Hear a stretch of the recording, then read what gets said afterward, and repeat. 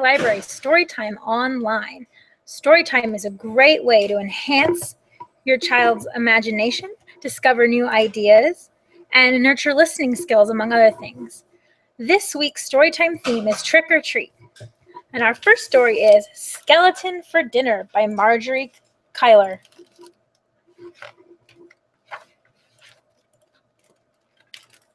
One day, Big Witch and Little Witch decided to brew a stew. They added all of their favorite ingredients: shark fins and snake skins, spider silk and centaur's milk, catfish whiskers, and banshee blisters. Big Witch took a taste. "This is so yummy," she said. "Let's invite our friends for dinner." "What fun," said Little Witch. "I'll make a list. Ghost, ghoul, and skeleton," boomed Big Witch. "We must have skeleton for dinner." Just then, Skeleton was clickety-clacketing up the hill. As he reached the top, he saw Little Witch's list pegged to a tree. He heard what Big Witch said to Little Witch. "I think they want to have me for dinner," cried Skeleton. "I don't want to be eaten." His bones began to quake and shake. Before the witches saw him, he rat-a-bat-batted down the hill and jingle-jangled as fast as he could to Ghosts. "The witches want me in their stew, and they want to eat you too," he screeched. "Oh, no," wailed Ghost, and she floated after Skeleton. They scooted by the graveyard where Ghoul was shoveling dirt. "Where are you going in such a hurry?" he asked. "The witches want us in their stew, and they want to eat you too," said Skeleton. "Yikes," shouted Ghoul. "Let's go hide." And he dashed after the others. Back in the hill, Little Witch said, "I'm off to invite our friends for dinner." And away she flew on her broomstick. And when she got to Skeleton's, he was nowhere to be seen. "Maybe he's at Ghosts," thought Little Witch. But she didn't see anyone at Ghost's house either. "I bet they're all at Ghoul's," thought Little Witch. She zoomed to the graveyard. It was as quiet as the moon. "Where is everybody?" said Little Witch. "How can I invite our friends for dinner if they've all disappeared?"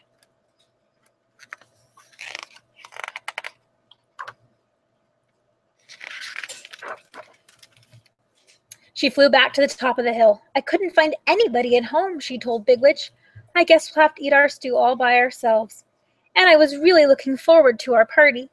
She took down the sign and began to cry. Crow flew down and picked it up. "I think I know what's wrong," he cawed, and off he flew, flapping his wings. He went to Skeletons. No skeleton. He went to Ghosts. No ghost. He went to Ghouls. No ghoul. And then he saw footprints leading into the woods. He followed them to a big tree. Up, up, up he flew. "What are you doing here?" asked Skeleton. "I came to tell you that the witches want you to come for dinner." "You mean they want to eat us for dinner?" said Skeleton. "No, they want to have you for dinner," said Crow. "That means invite you for dinner." "Oh," said Skeleton. "Well, that's different from what I thought. I'm hungry. Let's go." So Skeleton, Ghost, and Ghoul came down from the tree. They picked some poison ivy to take to the witches for their stew. When they got to the top of the hill, the witches were so happy to see them, their faces lit up like jack-o'-lanterns. "Come and eat," shouted Big Witch. "Have a seat," shouted Little Witch, "and we'll give you a treat," said both witches together. "It looks so yummy," said Skeleton, "that I wish I had a tummy." And they all had fun eating the witch's stew together. All right, our next story is called Spider Sandwiches by Claire Friedman. "Come eat with Max. He has a monster appetite. He eats such yucky, mucky food. His mealtimes are a fright. He loves to glug slug milkshakes through a stinky hose pipe straw. And as for beetle cookies, he can always munch one more. For breakfast every morning, he chews toenail scrambled eggs, then guzzles down a smoothie made from crushed grasshopper legs. He buys snacks on the internet from as far away as space. Spiky space ants, moon goose globs, and are all stuffed in his face. By lunchtime, Max is starving. Scrumptious lice rice. I can't wait. He slurps it super fast before the lice crawl off his plate.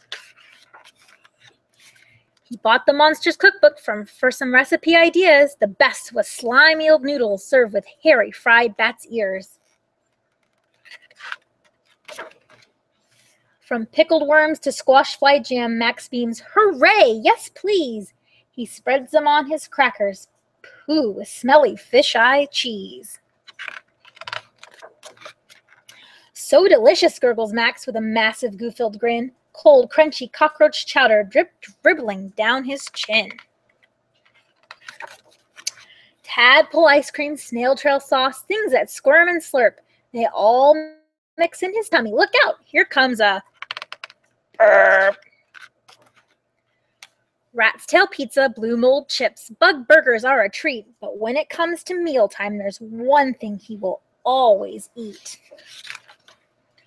Squiggly spider sandwiches. He scarfs them down so fast, he eats their heads and sticky webs, but saves their legs for last.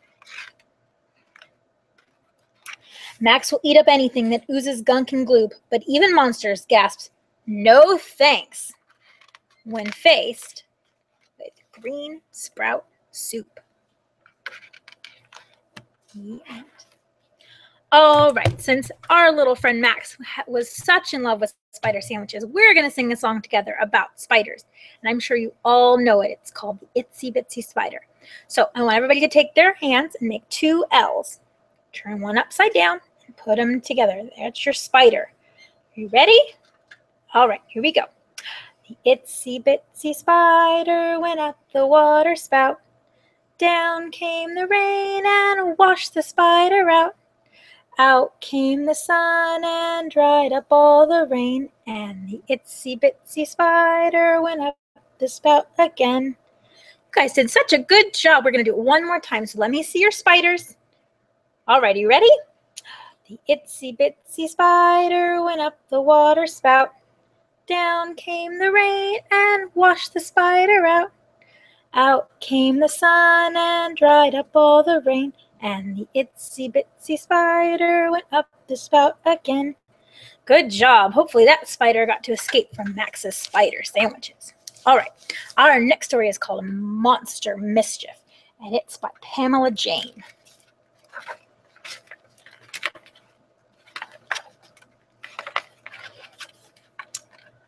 On Halloween, for trick-or-treat, two monsters mixed a stew to eat. They mixed it in a garbage can and laughed about their clever plan for making monster stew. The first threw in a spotted frog he caught down in a marshy bog. The second tossed a spider in, a spider hairy as his chin, for tasty monster stew.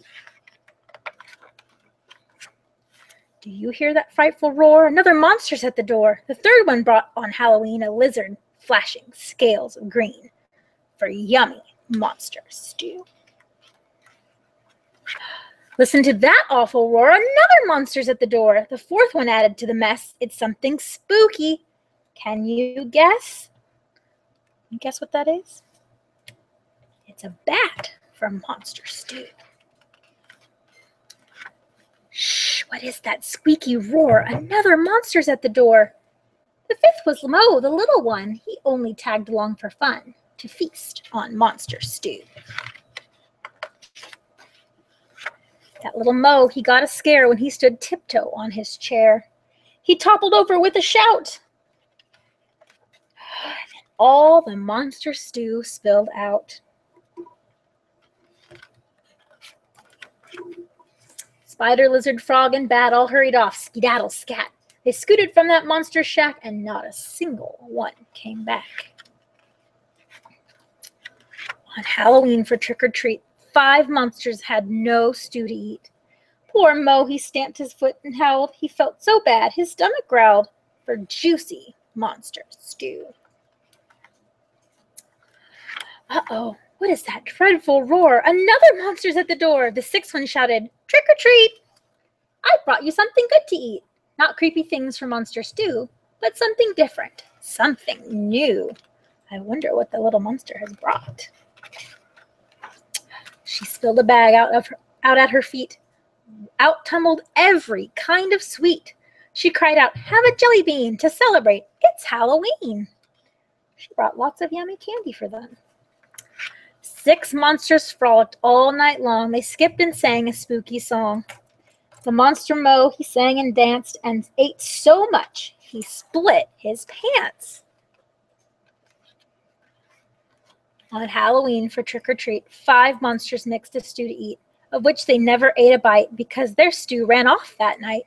A few I know are glad of that. Spider, lizard, frog, and who else?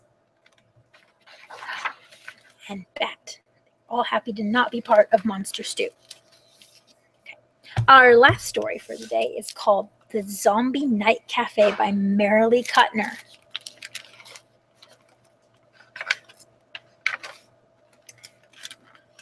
All right, through the fog at 9:30, I saw a flashing neon sign, a stranger place I'd never seen, with monsters. Was it Halloween? While out to walk my dog, JJ, I found the Zombie Night Cafe.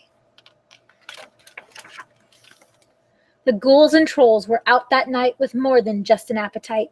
The dead and undead came to meet. They shuffled in right off the street, and heavy smells of foul decay seeped through the Zombie Night Cafe. A veiny eyeball slithered in, followed by a hobgoblin. Aliens beamed down from their ship to grab some grub before their trip. Their course set for the Milky Way beyond the Zombie Night Cafe.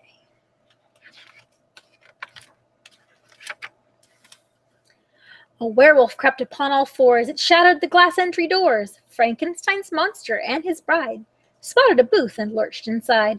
They didn't have a lot to say in the Zombie Night Cafe.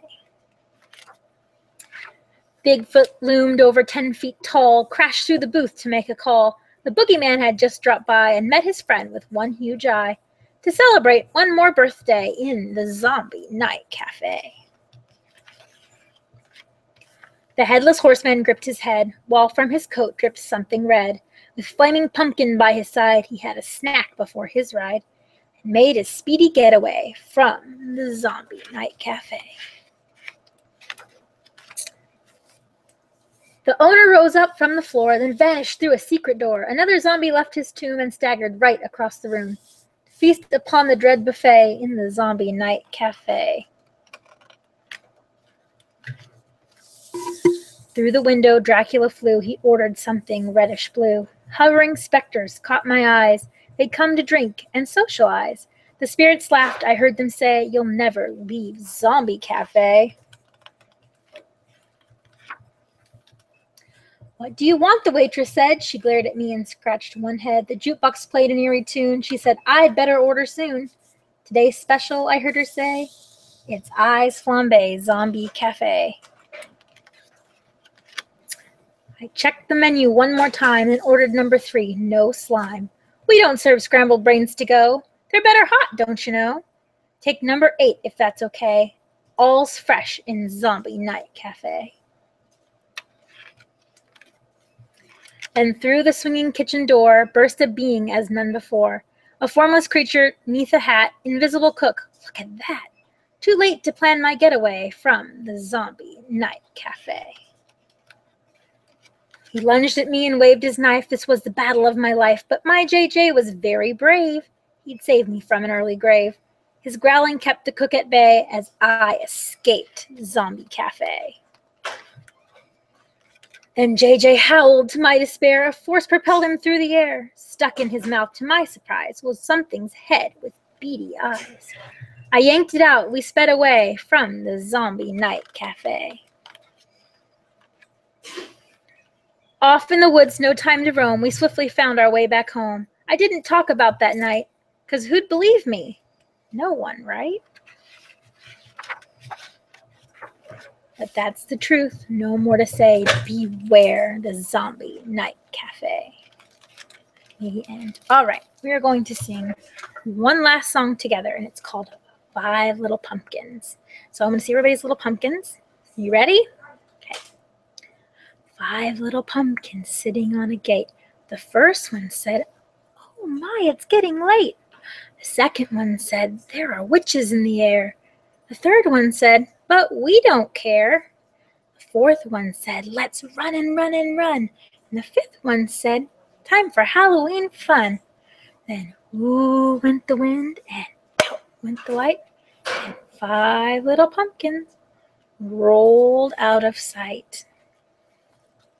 Thank you for joining us for Kern County Library's online story time. We hope that you'll join us in the weeks to come every Tuesday at 4:30 right here on your internet. Thank you.